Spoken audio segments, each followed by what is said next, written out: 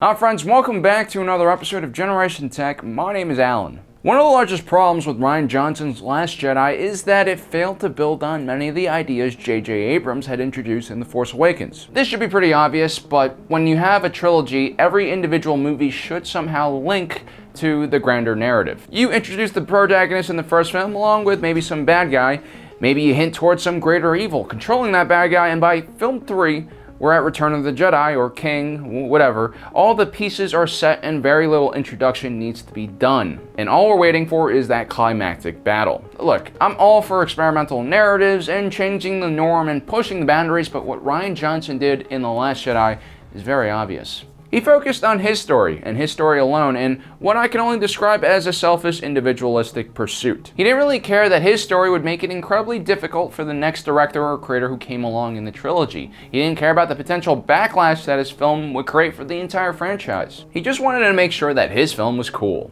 Kylo Ren cutting Snoke in half was a shock that served the short-term success of The Last Jedi, but leaves J.J. Abrams with a big problem for Episode 9. I'm not saying Supreme Leader Snoke was some fantastic character or I'm attached to him, but he was the main antagonist that they've been building up since Episode 7. And now, with just one film to go, you don't have a clear antagonist, and we'll probably have to introduce or create someone to fill that position. I mean, if this were a series like Transformers or James Bond, that would be fine. These are standalone movies and the plots are self-contained. But now J.J. Abrams is forced to create a bad guy or at least elevate someone to become the main bad guy within one film and somehow make it worthy of the entire trilogy. It's going to be really hard to do. I mean, there is General Hux, and he possibly could have became the main bad guy before The Last Jedi, but now he's just the cartoon character who is routinely thrown around by Force users. Don't get distracted, I'll go. Captain Phasma is probably dead, and Kylo Ren at this point has done so many contradicting things, it's really hard to label him as a bad guy. He hesitated killing Leia, saved Rey, and killed Snoke. They clearly were trying to build him up to be redeemed before. I'm all for character development and arcs, but he's so up and down, I'm afraid we're going to lose track of who he actually is. Now, most likely, Kylo Ren is going to be the leader of the First Order. He's kind of the safe choice, but in order to make him the good choice, they're going to have to do a lot of retconning. And he'll probably have to start off Episode 9 slaughtering some puppies or doing some other equally evil activity in order to reset himself as the clear villain like he was at the beginning of The Force Awakens. Which means he'll just have to reset him as a character, which makes everything that happens in The Last Jedi pointless.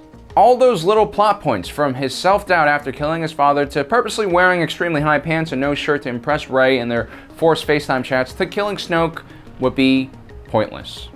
Now, there is a third option that J.J. Abrams can take, and that's what I want to talk about today.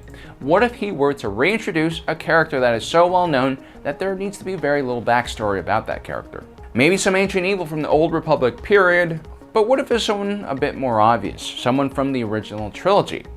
Yes, I'm talking about the one and only Admiral Ozzel. You aren't the man now, Admiral Piet.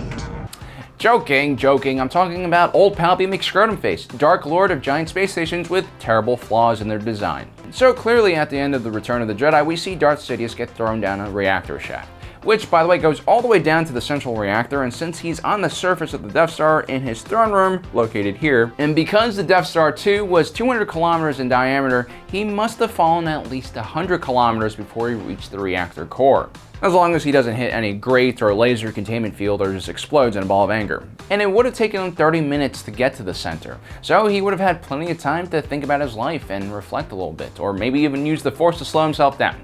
Just something to think about. Anyway, I digress. Palpatine most likely did die in that explosion, well, at least his physical body did. But is it possible for his essence, aka Oitolet Palpatine, to have survived? Well, let's start from the beginning. We know that Palpatine's master was Darth Plagueis, the wise moon who became obsessed with controlling the living Force. Plagueis had a deeply scientific mind and does try to figure out exactly how the Force worked from a very systematic approach. He thought that the Jedi respected the Force too much, and their mystical views of the Force was a result of their lack of understanding of what the Force actually was. He also thought that certain ancient Sith views were too occult for his taste and was constantly searching for the empirical truth. So throughout his life, Plagueis committed himself to researching the connection between living beings and the Force. He had an entire laboratory devoted to all types of creatures that he did tests on. At one point, he managed to capture his former master's secret apprentice, a Force-sensitive Bith named Darth Venomous. Venomous would become one of Plagueis' most important test subjects.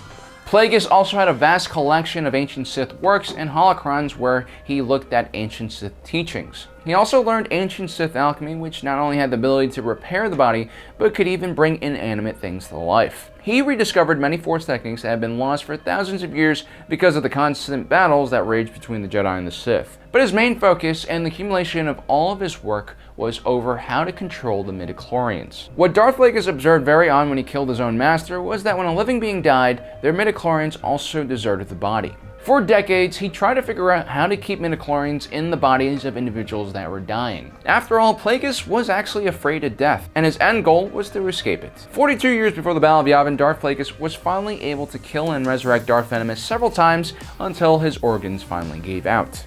And for the first time since ancient times, a Force user was able to cheat death. That's why Palpatine says the following to Anakin. Darth Plagueis was a dark lord of the Sith, so powerful and so wise, he could use the Force to influence the midichlorians to create life. So Palpatine actually is not lying when he says this to Anakin. We're just not really sure how much Palpatine actually understood of this ancient technique.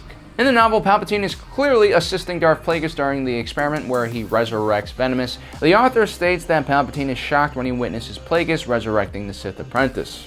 The novel also mentions that after doing this, Plagueis and Sidious meditate in the Force for an extremely long period of time and attempt to tip the balance of the Force by bringing life into the galaxy from basically nothing. This passage in the book about the creation of life has oftentimes been linked to individuals who believe that Anakin was created by Plagueis, which could be possible as far as we know. He was immaculately conceived, or so Anakin's mom claims. Could she be lying though? Could a certain Jedi have taken her? I'll watch out for him. You have my word. It should also be mentioned that after Palpatine killed his master, he had access to his entire laboratory and all of his research. Darth Plagueis also recorded most of his findings and written many papers on the Force. This included a manuscript with sections labeled The Science of Creating Life, Influencing the Midichlorians, Perpetual Life, Concentrating the Force, and the Philosophy of Life. You see, Darth Plagueis didn't believe in the rule of two in a traditional way, where a master teaches an apprentice, and once the apprentice was strong enough, he would kill the master and take his place. Instead, he believed that a master could elevate his apprentice to the same level as the master, and more importantly, then they could keep each other alive with this newfound ability to create life and keep the midichlorians within a body. So as far as we know, Darth Plagueis was planning to teach this technique to Palpatine. It's even possible that he already did teach him. Now, obviously, the Death Star 2 explosion most likely destroyed Palpatine's body, so I'm not sure if Darth Plagueis' technique could have actually helped him, but there is the possibility that Palpatine was able to preserve his essence in the Force. Both Mara Jade from Legends and Princess Leia felt Palpatine's presence when they returned to Endor many years later. Now, traditionally speaking, only Jedi are able to transcend the living Force and join the cosmic Force as a Force ghost. But in Legends, Darth Plagueis also did research on preserving one's essence in the event the physical body dies. The fallen Jedi Exar Kun used an ancient Sith ritual where he sacrificed thousands of lives in order to help his spirit escape from his body. While it did work, his essence became trapped within the confines of the temple he had committed the ritual in. So while it's not the ideal situation, at least in Legends, it is possible for a Sith to preserve themselves after they die. So by this point, at least in Legends, some of which is actually mentioned in canon, Palpatine has the knowledge of at least several ways of how to cheat death.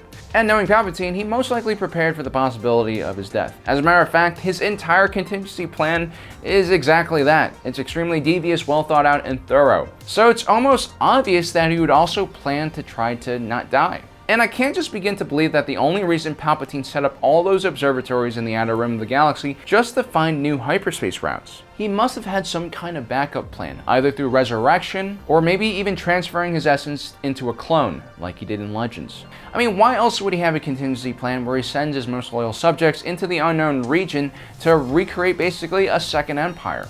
Palpatine was a vindictive, selfish bastard. His Operation Cinder literally destroyed loyal Imperial worlds just so that no one could get their hands on them. If he was planning on creating a second empire, why the hell would he let anyone else take it over? You know what, the more I talk about this, the more this actually makes sense. After all, he seeded the entire unknown region with bases, factories, and other infrastructures. This was not a cheap thing to do, and it did take away resources from the Empire's immediate plans.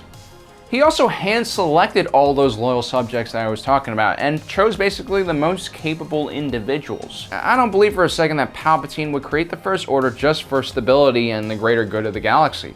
He's just not that kind of individual.